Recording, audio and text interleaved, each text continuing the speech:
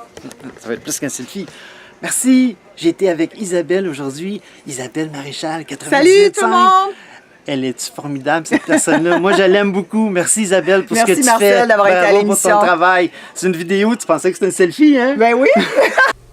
C'est pas facile d'être en affaires, on le sait, on l'a encore vu cette semaine, cette fois que les problèmes financiers de Théo Taxi, l'entreprise fondée il y a quelques années par Alexandre Taillefer, qui nous avait pourtant vendu ça, surtout, je dis on n'a pas comme décidé d'y mettre 60 millions, mais le gouvernement a jugé bon de le faire, lui. Faut croire que Alexandre Taillefer avait été convaincant sur son modèle d'affaires. Et comme quoi aussi que Caroline Néron, finalement, est loin d'être la seule à avoir le monopole des erreurs de gestion. Facile d'être le genre d'estrade de dire après coup, ah, son modèle d'affaires, c'était tellement évident qu'il marchait pas. Les affaires, c'est pas un long fleuve tranquille. Des projets d'affaires qui sont pas viables, il en pleut. Quand c'est de l'argent privé, ça nous concerne un peu de loin, mais quand on y contribue avec des fonds publics, c'est là où on a le droit de se poser des questions. En même temps, ce matin, c'est pas tout à fait ça dont je vais vous parler. Je vais vous parler du fait qu'il y a 2 semaines, je regardais ça, le nombre de faillites au Canada est en hausse. Et c'est même le gouverneur de la Banque du Canada qui a dit qu'effectivement, on risquait d'en voir de plus en plus parce qu'à mesure que les taux d'intérêt augmentent, ça crée des pressions un peu sur tout le monde. Alors, au-delà des chiffres qui balancent pas ce matin, je voulais aussi qu'on parle un peu des drames qui se cachent derrière tout ça parce que derrière les gens qui font faillite, il y a aussi des gens qui vivent des difficultés. Puis, à travers chaque enjeu qu'on vit dans notre vie, ben, on en tire des leçons. Alors, on va voir avec vous aussi qui nous écoutez. Vous avez sans doute vécu ça. Parlez-nous, dites-nous comment vous l'avez vécu, votre faillite, si vous en avez fait une. Si vous avez évité de justesse la faillite, on veut vous entendre aussi. Vous pouvez nous joindre au 514-790-9850 et sans frais, vous faites le 1-866-790-9850. Marcel Richard est un entrepreneur. Il a été entrepreneur toute sa vie. 2 fois, il a fait faillite. Ça lui a même coûté très cher au niveau personnel. Il était en affaires avec son frère. Son frère a vécu ça tellement mal qu'il s'est même enlevé la vie. Marcel Richard est avec moi ce matin. Bonjour. Allô, merci Isabelle de me laisser le privilège de partager ta tribune. Aujourd'hui, la faillite pour moi, là, c'est quelque chose, la faillite, mais vous savez, il y a des cadeaux dans la faillite. C'est sûr que c'est dur, la faillite, là. C'est très, très, très difficile sur une personne, sur un être humain, la faillite, mais aujourd'hui, j'espère que un petit message que je vais passer, il n'y a pas honte à faire faillite, là. Mm-hmm. C'est sûr qu'on vit des choses terribles, là. Vous savez, on a vu Caroline Néron, elle a craqué à la télévision, elle dit, c'est plus difficile, mais la vérité, c'est l'orgueil en prend un coup, là. L'échec, c'est pas facile la faillite, mais à un moment donné, on rebondit de ça. Alors, c'est sûr que la faillite, là, M. Taillefer, lui, c'est de l'argent, c'est notre argent, c'est quelque chose. Moi, je dis que je suis... c'est notre argent en partie, mettons, mais je ne veux pas forcément retourner là-dedans, mais vous allez nous expliquer ce que vous avez vécu. Je vais présenter ma prochaine invitée, Josée Pomerleau, qui est syndic autorisé en insolvabilité chez Pomerleau et Associés. Merci, Josée, d'être là. Bonjour. Bon, Marcel vient de nous dire que c'était pas facile, mais qu'il n'y a pas de honte à faire faillite. Visiblement, c'est clair que la honte, on la met de côté. Hein? En fait, ce qu'il faut se dire, c'est qu'il n'y a pas personne qui est à l'abri de difficultés financières, mais ce qu'il faut savoir, c'est qu'il y a toujours une solution. Mm-hmm. Et il ne faut pas avoir peur d'aller consulter, puis de raconter son histoire, puis il y en a une solution, c'est certain. Vous avez raison, là, il y a beaucoup de gens qui prennent ça difficilement, la faillite. J'ai vu beaucoup de personnes pleurer dans mon bureau. Mais en même temps, à la fin de la rencontre, ils sortaient de mon bureau avec le sourire aux lèvres parce qu'ils se disaient « Mon Dieu, enfin, j'ai quelque chose que je peux me tourner, j'ai un choix, je peux faire une faillite, je peux faire une proposition. » Vous savez, proposition concordataire. Proposition de dans le cadre d'une compagnie, on va parler de proposition concordataire. Oui, mais personnel, c'est une proposition de consommateur. Ouais. Mais peu importe, c'est quand même une proposition. Et même 25% de nos dossiers, là, puis pas juste pour moi, là, pour l'ensemble des syndics, ça va être d'autres choses qu'on va trouver comme solution pour les gens. Ça va être peut-être réhypothéquer leur maison, réaménager leur budget. Bref, il y a plusieurs solutions. Le nombre de faillites va augmenter, effectivement, Josée. Présentement, hier soir, j'ai regardé le nombre de faillites et de propositions au niveau du consommateur. C'est 42 000 pour les 12 mois qui précèdent. Au niveau commercial, on parle de 2100 dossiers. C'est beaucoup de dossiers. C'est énorme. C'est des PME là, qui n'y arrivent plus. Là. C'est des chefs d'entreprise. Oui. Puis ça représente, mettons environ, là, pour vous dire, là, ça représente environ 176 millions d'actifs, mais 2 milliards 100 millions de dettes. 2 milliards de dettes. 2000 dossiers commerciaux à peu près, en moyenne, là, par année. Wow. C'est beaucoup. Ouais. Marcel, j'aimerais qu'on vienne sur votre expérience à vous, 2 faillites. Vous avez des vidéos sur YouTube, puis vous vous présentez comme un ex-millionnaire. Puis on comprend aujourd'hui que vous avez le sens de l'humour. Vous êtes passé par-dessus. Là. Vous avez réussi, vous, à tourner la page. Je disais tout à l'heure que votre frère, lui, n'a pas eu j'allais dire la même chance ou la même résilience. Il s'est enlevé la vie parce que vous étiez en affaires ensemble. Lui, il a mal vécu. Vous n'avez pas eu la même réaction. Parlez-moi de ça un peu. Qu'est-ce qui vous a amené à cette première faillite? Ben, la première faillite, sans être trop technique, j'ai emprunté des millions de dollars à une compagnie américaine. Alors, c'est des fonds américains pour acheter une compagnie américaine ici à Montréal. Alors, je suis parti de rien, moi, un petit bureau, toute seule. Je grimpais dans les poteaux. J'étais technicien chez Bell, puis je suis devenu homme d'affaires du jour au lendemain. Ouais. J'avais un but, un rêve, un désir, puis j'ai roulé ma bosse avec mon frère, puis on était dans l'abondance, vraiment. Puis finalement, il devait arriver des mauvais investissements, des mauvais choix. Puis il a fallu faire faillite. À un moment donné, là, c'est pas drôle, mais moi, mon message, c'est qu'on rebondit de ça. Mais c'est difficile, puis il faut aller chercher de l'aide. Puis le syndic, c'est une façon d'aller chercher de l'aide. Mais vous savez, quand ça commence à sonner le matin à 6 h le matin, le ding-dong, des papiers roses, puis des papiers bleus, puis des papiers ci, puis ben aujourd'hui, c'est la journée de votre inventaire, monsieur. C'est pas drôle. À un moment donné, tu te dis, ouais, ça vaut-tu vraiment la peine? La peine, vraiment, pour le mot peine, là, peine, c'est pas facile. À un moment donné, tu fais des choix, tu te dis, ouais, on tire la plug, on passe à autre chose. La première fois, c'est difficile. C'était dur, c'est l'insomnie, la dépression, le burn-out, ta femme te laisse, ma femme me laisse, tout le monde part, ça fait le ménage, tout le monde part, disparaît, là, t'es vrai, tu penses, t'es tout seul au monde, faut aller chercher de l'aide. Moi, l'aide que je suis allé chercher, j'ai fait 10 ans de croissance, développement personnel un peu partout. Moi, ce que je faisais à 1 h du matin, là, telle aide. J'appelais à 1 h du matin, 2 h du matin, j'appelais, j'avais un bouton redial, là. Faut aller chercher de l'aide dans une faillite. Faut parler, faut ventiler, faut parler de vraies affaires, faut être en contact. Mais alors, parlez-moi de votre frère, parce que lui, il l'a pas vécu comme vous. Mon frère, là, lui, non. Il n'a pas été capable, lui, d'aller chercher de l'aide. Il n'est pas allé chercher des outils. Puis, ça a été très difficile, très difficile. On perd pas juste d'argent, là, on perd de la famille. Mon frère, il y a un garçon, son garçon, mon filleul, il m'a laissé tomber, il m'a rejeté, il m'a plus jamais parlé. Pendant 30 ans, il m'a parlé dernièrement depuis 30 jours. Mon frère s'est enlevé la vie à cause de l'argent. L'argent, c'est rien de l'argent, c'est de l'énergie qui se promène. Un jour j'en ai, un jour vous en avez, le sac d'argent se promène. La vie, c'est un jeu, faut s'amuser. Oui, la faillite, c'est quelque chose de difficile, là. Je peux pas régner ça, mais moi ce que je fais de plus en plus, c'est que j'essaie de passer la nouvelle que c'est pas la fin du monde de faire faillite. Faut pas avoir honte de faire faillite. Après votre première faillite, Marcel Richard, il s'est passé quelques années, vous vous êtes refait justement, vous avez été chargé de l'aide et tout, bon, vous avez relancé d'autres entreprises, vous aviez quand même un gros train de vie, vous aviez repris un peu comme tout le monde, j'imagine, la consommation, les voitures. Racontez-moi un peu la deuxième, comment vous en êtes venu à la deuxième faillite? Ben, vous savez, quand on fait faillite, là, ils nous enlèvent nos jouets, nos bébelles, là. Mais ils nous enlèvent pas crédit, surtout. Ouais. Mais je ne suis pas mon crédit, je ne suis pas mon Equifax. Alors, c'est ça que j'arrête de dire. J'arrête pas de dire, c'est le cerveau, là, tu l'as encore ton cerveau d'entrepreneur. Alors, moi, les entrepreneurs, là, vous vouliez repartir. Faites attention aux entrepreneurs, c'est la créateur de richesse. Alors moi, je suis reparti, j'ai rebondi, j'ai pris mon courage à 2 mains, puis j'ai passé à l'action. Puis oui, j'ai eu 5, 6, 7, 8 autres entreprises. J'ai été dans l'abondance, je me suis fait arriver encore plein de bébelles puis de jouets, mais j'avais pas besoin. Mais la différence entre ce que j'étais dans le passé puis ce que je suis aujourd'hui, c'est qu'aujourd'hui, j'ai pas besoin de rien pour être heureux.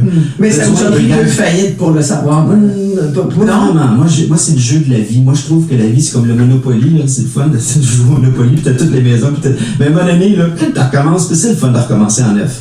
C'est plate, là, mais il y a quand même des cadeaux. Il faut chercher les cadeaux. Mais la faillite, des fois, c'est la solution pour repartir en neuf, puis d'avoir une santé, puis de se reprendre en main. Alexandre Taillefer, là, c'est sûr, il a perdu de l'argent, mais vous avez oublié de parler de son fils. Hein? Quand on est en affaires, puis on travaille 80 heures pour les parler. Je veux pas parler de son fils. Je sais qu'on veut pas parler de son fils. Non, mais je veux pas parler de son fils. Des tragédies humaines, des tragédies. Son fils et sa faillite, ça n'a rien à voir. Non, mais il a laissé de côté tout. On laisse de côté tout le monde. On travaille 80 heures par semaine pour se créer, puis avoir des gros chars, puis des bateaux, puis des skidoo, puis des maisons, puis 2 maisons, puis 3 maisons, puis on oublie l'essentiel. L'essentiel, c'est d'être dans la paix, l'amour et l'harmonie, puis faire attention à ce qui est autour de nous. Mais en fait, il ne faut jamais perdre de vue que, je vous donne un exemple. Plein de gens m'ont dit, moi j'avais peur d'aller voir un syndic parce que je savais tellement pas à quoi m'attendre. Il n'y a rien de pire que de ne pas savoir dans la vie. Au moins, quand on va consulter une personne, ben on se dit, OK, parfait, il y a telle solution. Avant les fêtes, j'ai un comptable qui m'a appelé, me référait un dossier, puis il me contait que son client avait été, il a subi de la fraude. Il a investi des milliers, mon Dieu, 900 000 $ à partir de sa compagnie, il a tout perdu. Il avait tellement peur de rencontrer un syndic parce qu'il ne savait pas à quoi s'attendre. Il s'est suicidé, monsieur, c'est épouvantable. Il y en a des solutions. Il y en a beaucoup de solutions. Puis quand vous allez rencontrer un syndic, le syndic va s'asseoir avec vous puis il va vous écouter. Il va essayer de comprendre qu'est-ce que c'est qui est arrivé dans votre vie pour que ça ne fonctionne pas. Vous savez, dans une entreprise ou même au niveau personnel, il y a toujours une raison en arrière. Soit, si je parle d'une entreprise, peut-être que les ventes ne sont pas au rendez-vous. Pourquoi les ventes ne sont pas au rendez-vous? Peut-être qu'on a des problèmes de gestion d'employés, peut-être qu'on a des problèmes de gestion d'approvisionnement. Il y a plein de monde qui vont nous aider. Ouais. Puis dans une entreprise... Il y a différents syndics aussi, parce que moi j'en ai connu quelques-uns, ils n'ont pas tous de l'empathie. Puis, vous n'êtes pas obligé. Ils sont beaucoup là pour liquider aussi, souvent pour les créanciers. Vous pouvez aller en voir plus qu'un. Il n'y a rien qui vous empêche avant de prendre une décision. Des fois, on se le fait imposer, le syndic aussi. Oui, c'est vrai. Ça arrive. Des fois, tu n'as pas le choix. Là. C'est vrai que les banques, parfois, vont imposer un syndic. Souvent. Il faut essayer de collaborer aussi avec. C'est pas toujours facile. Mais rien ne vous empêche d'aller en voir un autre pour voir si ce qui se passe, c'est comme ça que ça devrait se passer. Même si on vous impose un syndic. Peut-être que l'autre syndic va vous dire oui, ça fonctionne comme ça. Puis mais comme disait Marcel, on n'est pas toujours dans la posture mentale pour être capable d'être rationnel puis de dire OK, je vais magasiner mon syndic. On va aller à la pause, on va revenir avec ça, puis vous nous expliquerez aussi quelle est la différence entre un syndic et un huissier, parce que je pense que les gens mêlent les deux. On est toujours en compagnie de Marcel Richard. Vous nous dites si vous avez déjà vécu un peu ce que Marcel nous décrivait tout à l'heure, c'est-à-dire cette espèce de sentiment de honte aussi, puis de dire bon ben là, qu'est-ce que je fais là, j'ai comme pas le choix. Faut que je fasse faillite. 514-790-9850. Sans frais, vous faites le 1-866-790-9850 pour nous dire si vous avez tiré des leçons, soit d'une faillite, soit d'une proposition, que ce soit sur votre, dans votre vie personnelle ou à titre d'entrepreneur, et on vous écoute tout de suite après. On se demande ce matin quelles sont les leçons qu'on doit tirer d'une faillite, soit personnelle ou soit de l'entreprise qu'on a lancée. On a Simon avec nous qui a un peu vécu les deux. Bonjour Simon, vous avez vécu la faillite. Comment vous voyez ça aujourd'hui? Avez-vous tiré des leçons de votre expérience? Certainement, j'ai tiré des leçons, certainement. Moi, je pense qu'il est plus important là-dedans, ce que j'ai retenu, c'est que dans le fond, c'est ma famille. Moi, j'avais 2 enfants, j'ai encore 2 enfants, là. Et ma femme, j'ai toujours ma femme malgré toutes les heures que j'ai passées dans l'entreprise. Et je vous dirais que ce que j'ai retenu là-dedans, c'est que le matériel, ça peut s'envoler, mais quand on a l'appui de sa famille, ça vaut de l'or. Ça vaut plus que des millions. Fait que, en gros, c'est pas mal ce que j'ai retenu. C'est sûr, je certain qu'après la faillite de cette entreprise-là, 2 semaines après que j'ai été faire un cours en démarrage d'entreprise pour essayer de comprendre qu'est-ce que j'ai fait comme erreur qui m'a amené à ce niveau-là à faire une faillite. Et par le biais, j'ai fait une faillite personnelle parce que j'avais endossé l'entreprise. Donc, c'est ça. Grosso modo, là, j'ai fait des démarches. J'ai médité ça beaucoup. Premièrement, laisser passer la peine parce que perdre une compagnie, en tout cas pour moi, je l'ai vécu comme une peine d'amour. Oui, comme un deuil. Ouais. J'ai été 10 ans à bâtir, à interagir avec mes clients. Ce qui est le plus difficile, je pense, c'est de savoir tes créanciers, parce qu'il y en a beaucoup là-dedans que c'est des amis, c'est du monde avec qui tu as fait affaire, avec qui tu as jasé, tu as parlé de certains problèmes et ainsi de suite. Là, tu es obligé de leur dire, ben regarde, je vais te faire perdre tant d'argent, tu sais.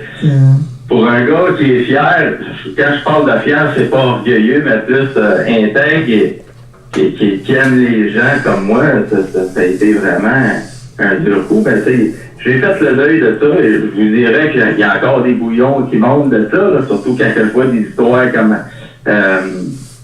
Caroline Néron et puis là, Alexandre Taillefer, hein? Et Alexandre Taillefer, et les gens se ruent à les juger carrément. On juge beaucoup la faillite.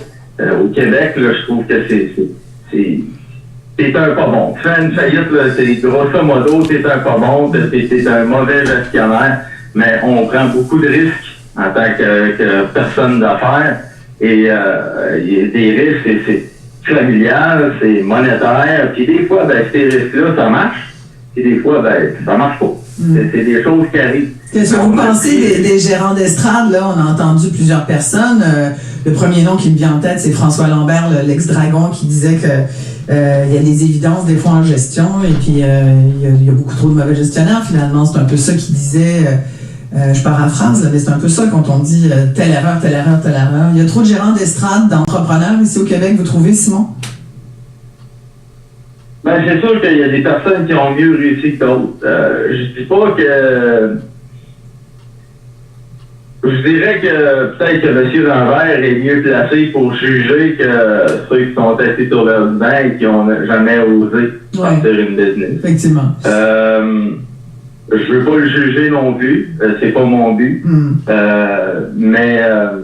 Merci. Bon, pour lui, ça a fonctionné, tant mieux. Merci beaucoup. Merci, Simon, puis bonne chance. Merci bien.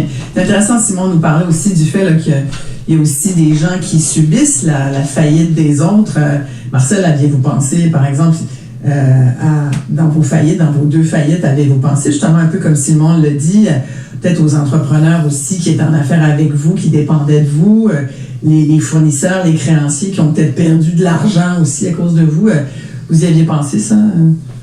J'ai pensé 5 secondes parce que la première fois, c'était une banque américaine qui était en québécois au BAT. Là. C'est eux j'étais au BAT pour des millions avec une compagnie américaine. Là, c'est pas si pire que ça, là, les Américains, mais non, j'ai pas fait de mal personnellement à des êtres humains. Je suis pas allé chercher du love money qu'on appelle, l'argent un peu partout. Là. Alors moi, c'était vraiment des banques, là, la banque, puis les cartes de crédit. Alors, je peux pas aller voir une carte de crédit Mastercard, puis je suis désolé que tu veux pas te payer 10 000 piastres.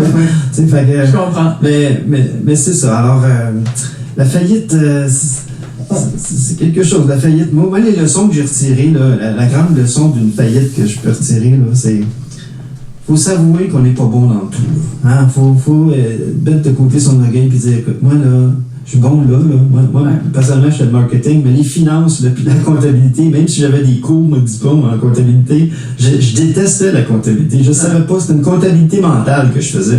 Ça roulait, 4 millions de chiffres d'affaires. Puis ça se passait tout dans ma tête. Je savais à peu près combien par mois. Ça me prenait 50 000, 60 000, 70 000. Ça, quand on l'a dans notre tête, c'est moins c'est moins c'est bon d'avoir ce papier. On a Sylvain avec nous. Bonjour, Sylvain. Oui, bonjour. On vous écoute. Moi, la leçon que j'ai reçue de ça, c'est vraiment d'être très attentif à des comptes de dépenses puis cartes de crédit. Moi, c'est ça qui m'a amené à la proposition de consommateur. Vous, c'est une faillite personnelle que vous avez faite, Sylvain? J'ai fait une faillite personnelle en 2000 puis une proposition de consommateur en 2013. 13 ans plus tard.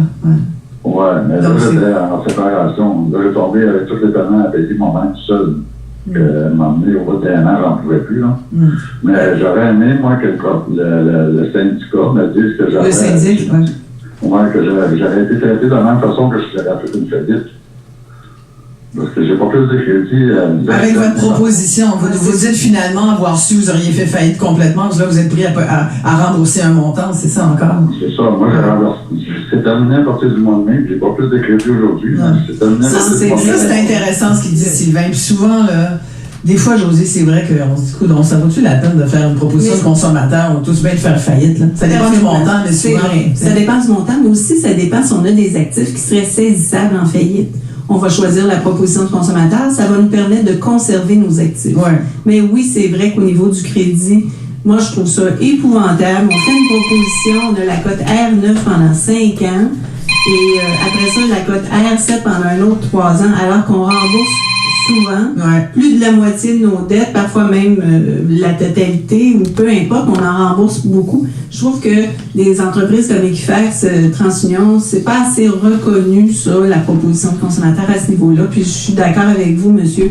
Mais souvent, la proposition, on va souvent la choisir parce que on a l'impression qu'on va avoir un meilleur crédit. Oui. C'est ça. Mais aussi, on veut choisir, on veut protéger nos biens qui pourraient être saisissables. Ouais. Tu sais, si j'ai une maison, puis que dans le cadre d'une faillite, je la perdrais, ma maison, parce qu'il y a de l'équité dessus, aussi bien faire une proposition de consommateur à ce moment-là.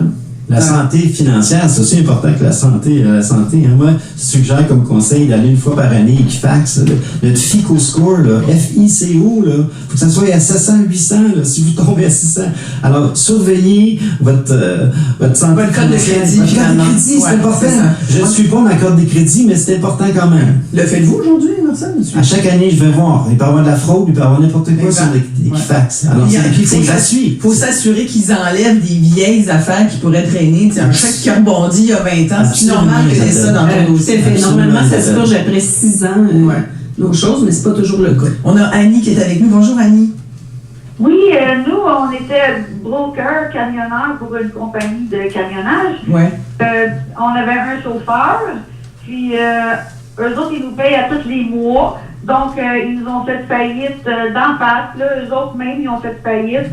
Fait que nous, il a fallu qu'on fasse faillite aussi au personnel, parce que durant le mois, on paye le chauffeur, paye ci, paye ça.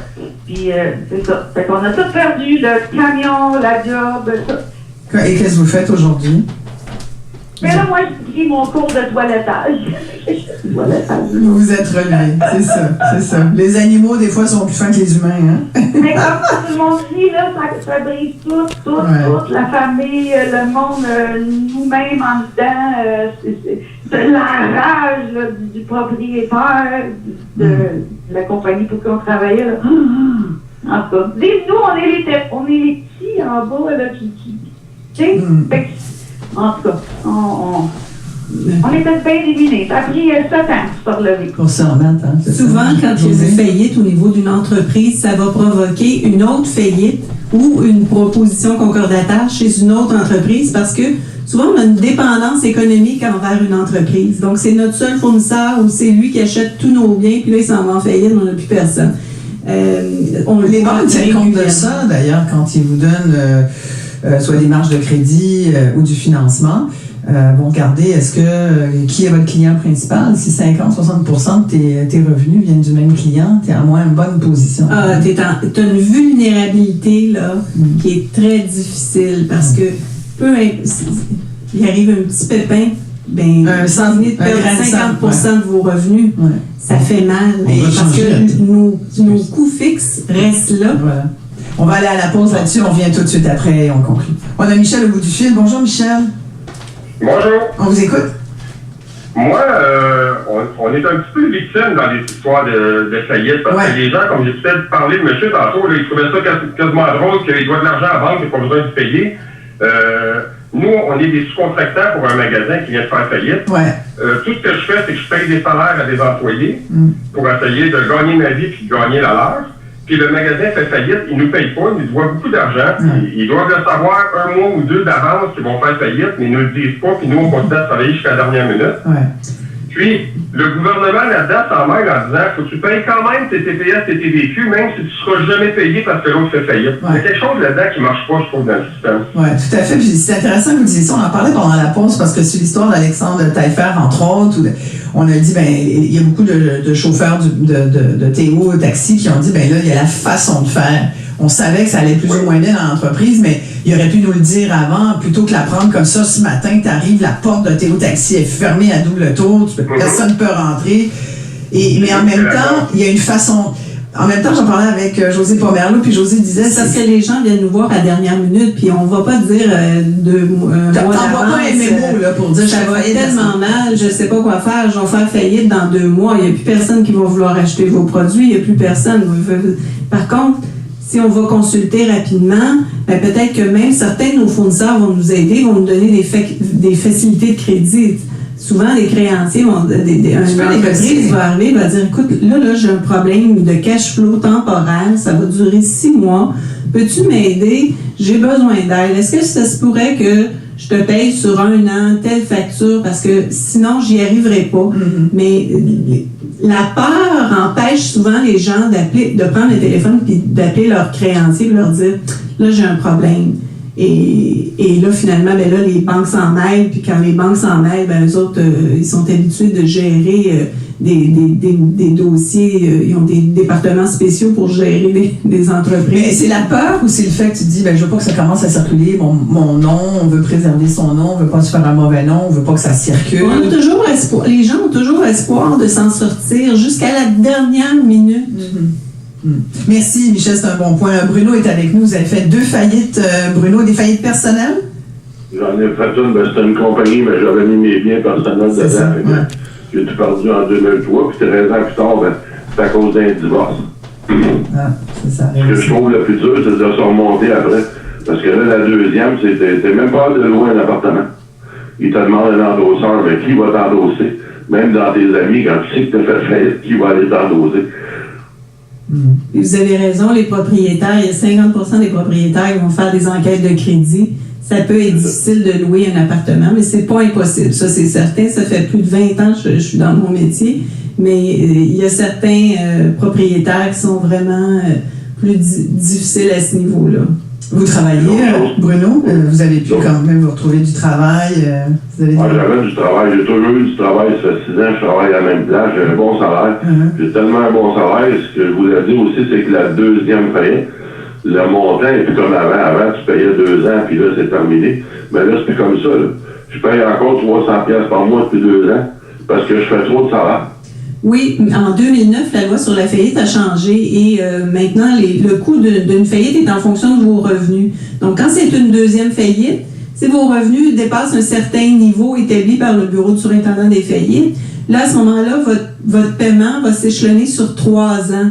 Sinon, comment votre paiement, quand on fait faillite, c'est pas, on remet pas le compte à zéro? Non, c'est un paiement que vous faites au syndic. On parle pas de proposition, là? Non. Une faillite, il y a un frais pour faire une faillite. Ah, le frais de faillite, là. Oui, puis c'est calculé en vertu de la loi sur la faillite et c'est en fonction de vos revenus. Et c'est quoi le coût moyen d'un frais de faillite?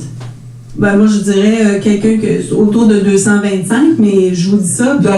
Oui, par mois, pendant peut-être 9 mois, mais peut-être qu'une deuxième faillite, j'ai vu des faillites, les gens payaient 700$ par mois pendant 2 ans, pendant 21 mois. Ça dépend vraiment des revenus de chacun. Alors, plus quelqu'un qui gagnerait, mettons, net par mois 6 000$, c'est sûr que lui, ça va coûter plus cher que quelqu'un qui gagne 1 800$ net par mois. C'est normal. C'est intéressant parce que je pense que le monde n'avait pas compris ça, qu'il y avait un coût à faire faillite. C'est pas gratuit, une faillite. Première faillite, c'est soit un coût pendant 9 mois ou 21 mois s'il y a du revenu excédentaire. Donc, si le barème de vos revenus est plus élevé qu'un certain niveau de revenus, excusez. Puis une deuxième faillite, c'est minimum 24 mois et 36 mois, encore là, si vous avez du revenu excédentaire. Ça, c'est pour une faillite personnelle. Dans le cas d'une faillite d'entreprise, je pense que les auditeurs ont remarqué qu'il y a beaucoup de gens qui appellent puis qui témoignent de leur faillite personnelle qui est liée à la faillite d'affaires. Et souvent, c'est parce qu'on donne des garanties personnelles. On cautionne personnellement. Les cartes de crédit, c'est cautionné personnellement. Les banques, même certains fournisseurs vont vous demander des cautions personnelles. Parfois, même les baux. Les baux, ça peut être vraiment important aussi là, comme dette. On a Marc avec nous. Bonjour, Marc. Oui, bonjour Isabelle. Rapidement, une petite anecdote. J'ai fait faillite dans les années 90. Carte de crédit, grand magasin, etc. Et gouvernemental. Créancier prioritaire. Alors, au syndic que je me présente, et les 2 personnes provinciales fédérales représentantes sont devant moi et je leur fais l'offre de 15 sous dans le dollar. Ils refusent. Je fais une deuxième offre à 25 sous dans le dollar. Ils refusent. Je sors du bureau avec mon syndic. Là, je dis, j'offre 50 $, je peux pas aller plus haut. On revient et ils refusent encore. Je les ai regardés dans les yeux, les 2, et j'ai dit, prêt à passer 3 fois. Vous n'avez pas voulu embarquer, je ferme les livres. Là, ils m'ont répondu, non, monsieur, on peut s'arranger. J'ai passé 3 fois, je refuse, je vais faire des livres. Ma faillite s'est réglée en dedans de 8 mois, et depuis, la leçon que j'en tire, c'est Amen, j'ai vraiment besoin. J'ai une carte de crédit prépayée, j'ai pas de dette, et puis je vis simplement. Voilà. Ben, merci de cette leçon. Merci beaucoup, Bravo, Marc. je comprends, moi, bravo, je vous félicite, c'est la bonne façon. En as-tu vraiment besoin? Hein? C'est ça. Il y en a qui ont écrit un livre là-dessus. Le livre marche bien, d'ailleurs. José Pomerleau, en terminant. Moi, je peux vous dire que quelqu'un qui a fait une faillite dans la vie, une des leçons, c'est que si c'est un entrepreneur, il va devenir un meilleur gestionnaire. Si c'est un consommateur, il va voir les signes avant-coureurs beaucoup plus rapidement dans le futur pour prévenir une deuxième faillite ou une proposition. On avait dit, puis on est passé vite dessus, mais la différence entre syndic et huissier. Un huissier, c'est quelqu'un qui va vous apporter des documents pour des créanciers, par exemple, ou va aller saisir des biens au nom des créanciers, alors qu'un syndic, c'est un syndic autorisé en insolvabilité qui a une licence du Bureau du surintendant des faillites et qui gère, c'est le seul au Canada qui a le droit de gérer les faillites et les propositions. Est-ce qu'on peut dire qu'il y en a un, l'huissier, il veut votre bien puis il va tout faire pour l'avoir, puis le syndic, il peut peut-être vous aider à garder un peu de vos biens? Ça ressemble à ça. Moi, j'aimerais dire, Marcel Richard. mettez votre orgueil de côté. Il n'y a pas de honte à faire faillite. Alors, c'est la santé. Alors, si vous sentez que ça va pas bien, les choses, vous dormez plus, ça va pas bien, allez voir votre syndic, on tourne la page, puis on recommence. Alors, moi, c'est ma mission de vie maintenant. Je termine l'écriture de mon livre, s'appelle « As-tu vu, j'ai rebondi ». Donc, as-tu vu, j'ai rebondi, la capacité de rebondir après une épreuve. Puis c'est ça, il n'y a pas de honte à faire faillite. Merci. Allez chercher de l'aide. Merci beaucoup. Marcel Richard.